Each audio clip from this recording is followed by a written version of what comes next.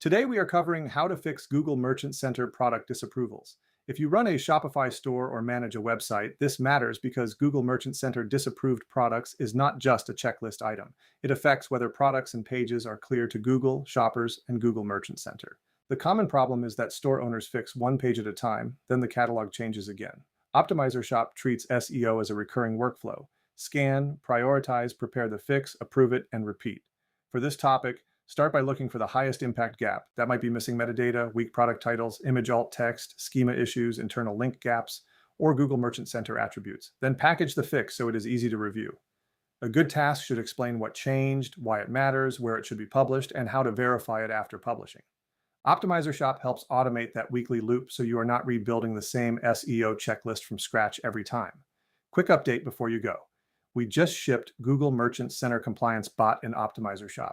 It scans your product feed for missing attributes and disapproval risks and prepares the fixes for you automatically. Learn about Google Merchant Center fixes at https://www.optimizershop.com/google-merchant-center.